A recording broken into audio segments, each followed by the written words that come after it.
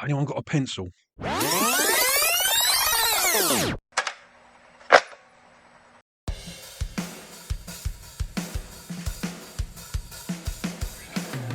Hello, my name's Mark and I'm the host of the Mixtape podcast, where every week on the show I will ask my guests to make up an imaginary mixtape.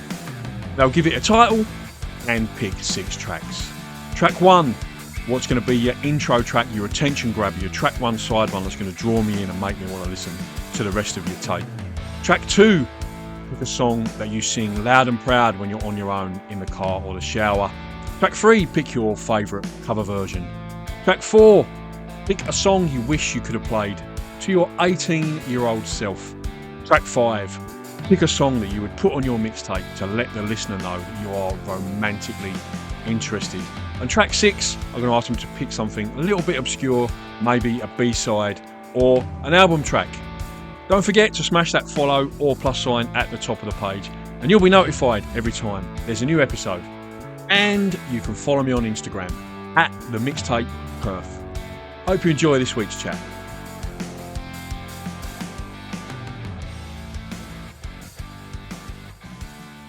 Hello and welcome to this week's Mixtape, and I'm absolutely delighted to welcome on the show this week Mark Day, guitarist from Happy Mondays. How are you, Mark? Good day. Yeah, I'm fine, mate. Thank you. Okay, so you're bringing your 30th anniversary Greatest Hits tour to Australia in October. Just read off the dates real quick. Your 19th of October, Tivoli in Brisbane. 20th of October, the Enmore in Sydney. 21st of October, the Forum in Melbourne. That one is sold out. There's an extra show added the 22nd of October, the Forum in Melbourne. The 24th of October at the Gov in Adelaide. And then, obviously, saving the very best till last, 25th of October, the Metropolis in Freo. Tickets from oztix.com.au. There's still a few knocking around for some of those shows. So, yeah, jump on them real quick. Are you looking forward to getting down under, Mark? What's the vibe in the camp? You looking forward to a bit of warmer weather? Oh, yeah. Very excited. Can't wait to get over there. There's probably more sun over there than there's over here. And it's not raining all the time. So, yeah, it'd be nice. Can't wait. We've just had, honestly, it's just coming out. We're in the spring now. September's sort of first month of spring, and a long cold one, I'll be honest. I know I'm not a true blue Aussie, as you can probably tell from the accent. I'm an Essex boy, but anything drops below like sort of 20 degrees, that's it, mate. I've got my jacket on. I'm freezing. A long cold couple of months through winter, but like you say, from what I'm hearing about the English summer, we probably had the best of it over here. Yeah, total washout. Yeah.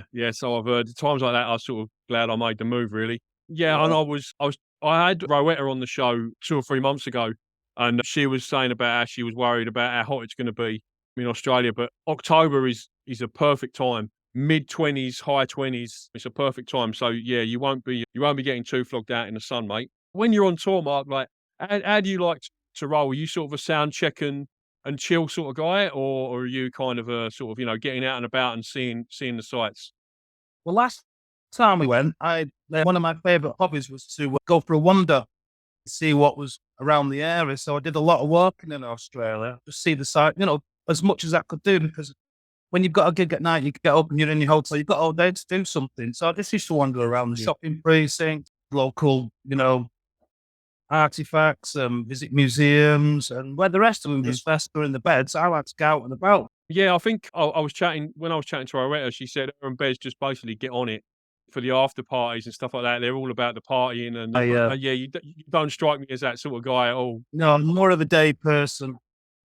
Yeah, Fremantle, where your gig is in Perth, you're probably quite lucky. It's quite a historic sort of town, so there's lots going on there. It's a maritime sort of, it's a dock port sort of town, so there's loads going on there. There's a really nice maritime museum there, and yeah, it's quite a nice, interesting place to get around. So yeah, I'm sure you'll enjoy it there. There's some nice breweries as well. Schedule, whether I've got time to do anything or not. Yeah, I think that's the last night of your tour is Fremantle. So yeah, hopefully, I'm not sure when you're flying back to. You heading back to the UK straight after the tour, or are you moving on somewhere else to more Probably. days? Yeah, sleep on the plane. That's the way, mate. That's the way. So I noticed on the Monday's Instagram, it's been a pretty busy sort of festival season for you, and yeah, the festival season sort of, I wouldn't say winding down now, but probably sort of slowing down a little bit.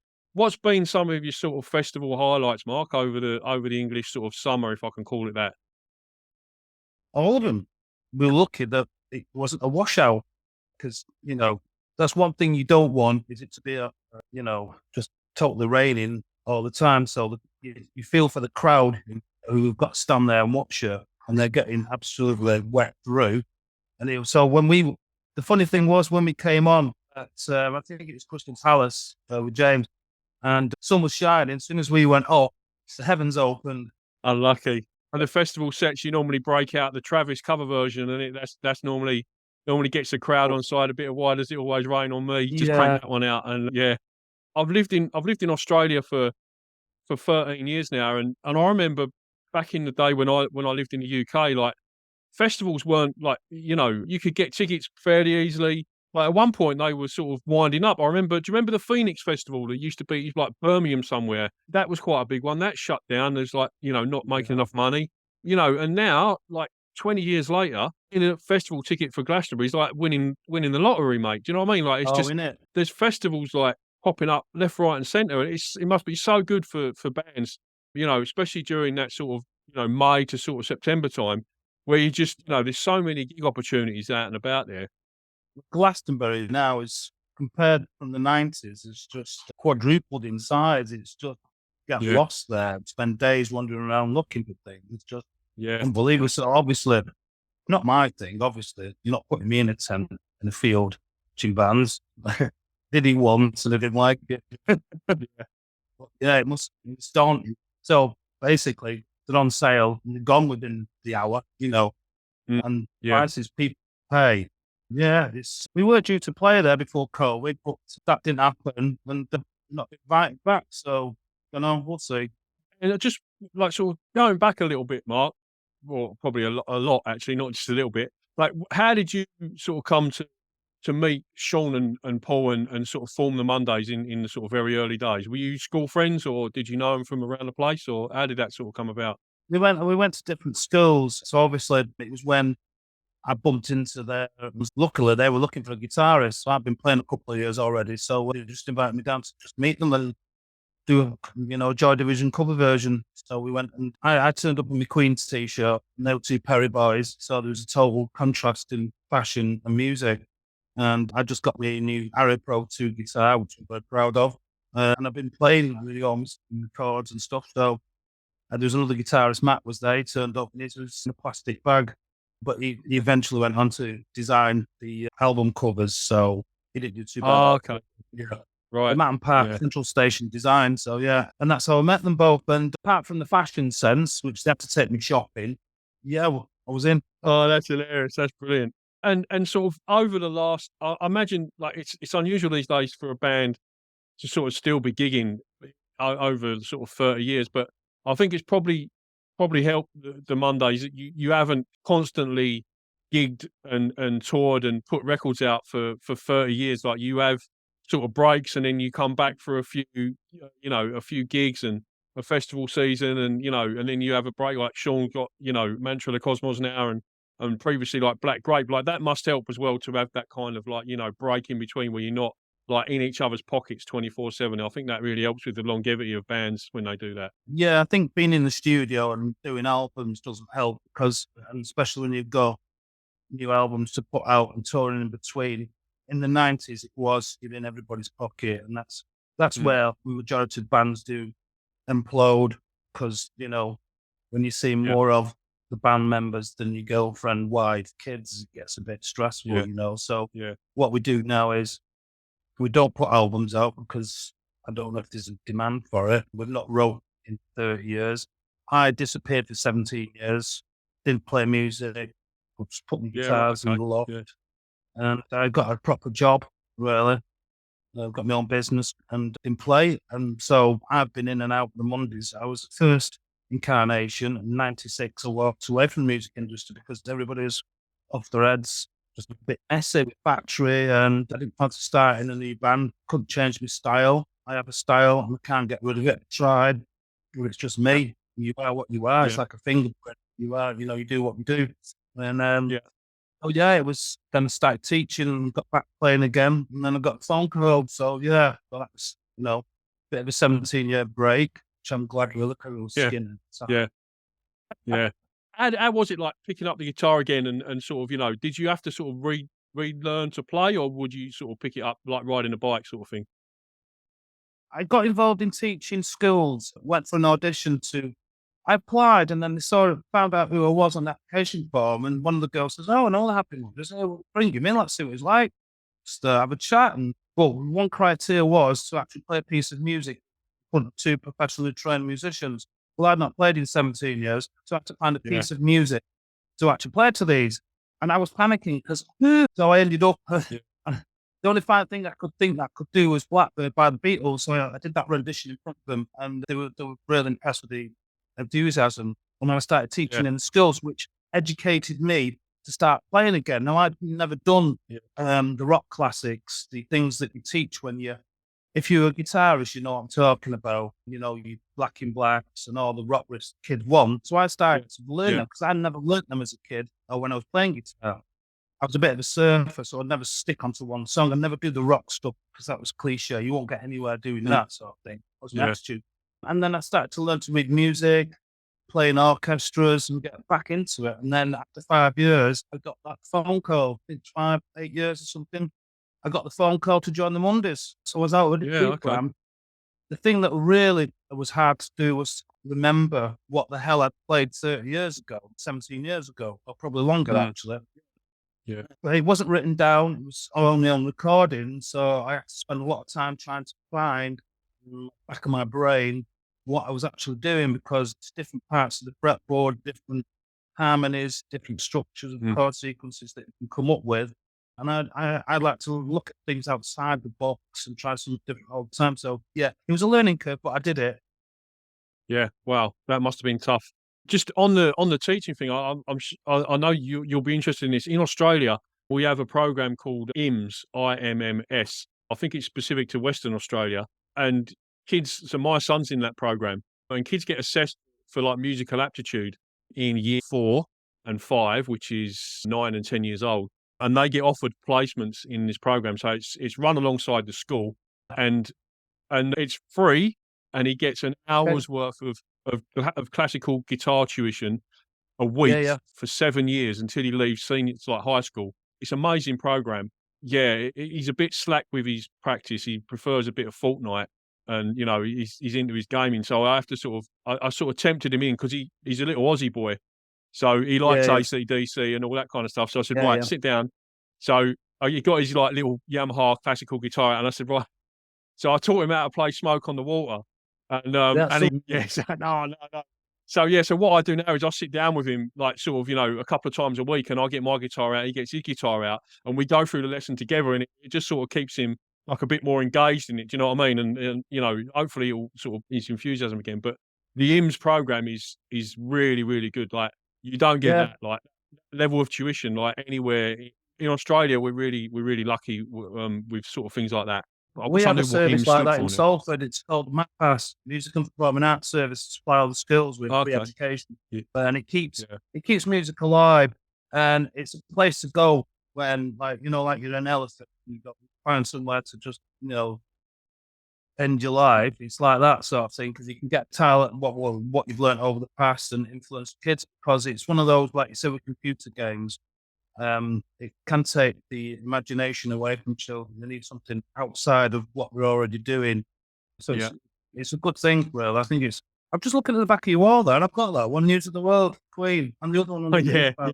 It's a background photograph, but it is the actual wall of my office. But because it doesn't quite line up properly with the camera on the computer, I just took a photograph of it and made it the backdrop of my wall. Ian Jury down there. Fleetwood Mac. I've got them all. I'm doing, and there's a few on the other side. So there's Doors, JJ Cale, Sabbath, Let It Be. Yeah, but like sort of on the outside, it's like you can't see them. There was one more question I was going to ask you about touring and being with the band together. I know when I spoke to Rowetta, she is a staunch United fan, and I did a bit of Instagram research on you and obviously found out that you're on the blue side of Manchester. So does it ever get like a little bit sort of tense when there's a game on or the derby on, or how do you go together? No, we don't get tense anymore. so with cocky like United used to be, because we win everything now, and no talk anymore because of the blue. Oh, that's so funny. I don't mind actually. You know, everybody everybody hates us now because we're winning everything. We're cheats apparently. So I get all this from the United fans. Gaz is here, Rose United fans. Oh, is he? So So you're outnumbered. All the time. I just laugh. I gave Rowetta I used to do like a quick fire 5 sort of questions, and I said to her, as a United fan, who would you rather have, Harry Kane or Erling Haaland? And she said Haaland, just because that would mean that City would not have him anymore. So yeah, exactly. That's where it's going. Yeah. Okay, I'll move into the other part of chat, Mark. The title of my radio show is The Mixtape, and generally what I do is I ask guests. Imagine you're making up a mixtape or these days a Spotify playlist, and I give you a few sort of categories for songs, and then you pick a song, and then and then in the radio show I'll just drop them in between the chat. So track 1 of the mixtape, Mark, is put a song on your mixtape that you would be like a attention grabber, like a good song to kick off the sort of mixtape that you're making up. Not had much time to think about this, but the first thing I just come up instinct, so straight away, cross soundtrack to Melody. Ah, that's a great shout. The intro Absolutely. is one of the best intros ever. I know. It's such a chaotic intro. I love that tune immensely. Always gets me going. Track 2 for your mixtape, Mark, is put a song on your mixtape that you sing loud and proud when you're on your own in the car or the shower. No, I don't know if you've heard me sing, but it's pretty shit. I think it's just any song that has a nice melody that I listen the last thing before the shower. I don't have one specifically that I sing when I'm in the shower all the time. See, what I do, I usually save a melody, and some songs have a melody that sticks in your head and you can't get it out of your head. So, turn to that question, I can't sing, but whatever's on the radio and I can't get out of my head for at least 24 hours. Right, okay, cool. Yeah, no worries. And track 3 of your mixtape, Mark, is what's your favourite cover version? There again, we've not been a very big cover versions. I've never done cover versions. When we first got together, we did, was it Joy Division, Radio Live Transmission, as, you know, just to get used to. We did a Clash number, tried to do a Soft Cell number, I Take Love, but I don't have a favourite. I'm not a big fan of doing other people's songs. It drives me nuts. What about anyone ever covered the Mondays that you liked? Well, there's a band over here called Happy Mondays, D-A-Z-E. Oh, right, okay, yeah. I wish they'd find their own acts, but they cover us. They even look like us. Okay, yeah. That would be a good place for me to play Step On, I think, because Step On obviously is a cover version. We needed to get catapulted into the stratosphere of the top 40 thing, yeah, and we needed some sort of, and this song came along. I was given the single, I had 2 weeks, and I thought, hold on a minute, this is not us. Because it's got low, I don't know if you heard John Conger's Step On, and there's 3 guitars in it, and I constant, all I could hear was ding, ding, ding, ding, ding. I thought, right, I'll strip it down to its natural form and just do that, and everyone, great. We didn't have time to analyse it, and to this day, we don't get money from it. Played the original on my show 2 or 3 weeks ago, because the show that follows mine is like an Americana sort of show, and I always try and sort of like, at the end of my show, I always try and sort of like segue sort of smoothly musically into that show. Yeah, so I played the original 3 or 4 weeks ago on the radio show. But yeah, that's one of my, when people say, well, what are your favourite cover versions, like your version of Step On, because it is so different to the original. Like, I love that when it's cover versions are so different. Track 5 of your mixtape, Mark, is put a song on there that you would put on to let the listener know that you're romantically interested. So if like you were trying to woo your missus like back in the day, like what song would you put on your mixtape to let her know? Do you know what? I'm 61 now. Romance is something that was a long time ago with song. I mean, I'm not in love. 10cc. Yeah. That would have been the school disco back in the day, same as me, I imagine. Exactly. First kiss in the disco. Damn right. Oh, I've skipped track 4 there. Never mind. We'll go back. Track 4, Mark, is a song that you wish you could have played to your 18-year-old self. God. Sex Pistols, God Save the Queen, because it really ruined prog rock for me. I was into like the prog rock, and then punk came along, and I thought, well, why didn't I think of that? It's, you know, what they were playing was like, just wasn't what was happening, and it just got. Yeah. There's quite a few actually. There's quite a few, but the Free Radicals. You've got the Music in Me, perfect pop song. Do one of them, you know, around the world. Do it again. Well, they didn't. They just did it once. You know, the Free Radicals. Great song. I don't know if he's written it. I think he did it. Were you at the Free Trade Hall gig, Mark, or were you too young for that? The Sex Pistols one. No, I missed it. I wasn't into punk. I was more of a rocker. Yeah. Learning to play the guitar. You listen to, you know, your rock bands, your 70s rock bands. Mm-hmm. I wish I was. That would have changed my whole concept of what I'm doing wrong. You know, especially at 18. I'd not even picked the guitar up at 18. Yeah, right. Okay. 20s, so I was a late starter. So, you know, music was just there's so much out there at the time. You just have to be at the right place at the right time. Unfortunately, I wasn't. I love that scene in 24 Hour Party, people where Tony Wilson and Rob Gretton and Joy Division and Mick Hucknall and all them, they're all in that gig. Martin Hannett. That's an iconic movie scene for me. Like, I absolutely love that. You know, what everyone in that room like went on to do and achieve in music, like just from sparking off from that moment. Yeah, it's unreal.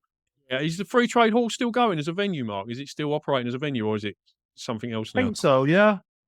Right. Okay. Well, because that should have like sort of what's the you know, when you preserve a building, heritage status, that building like for its musical significance, I think for sure.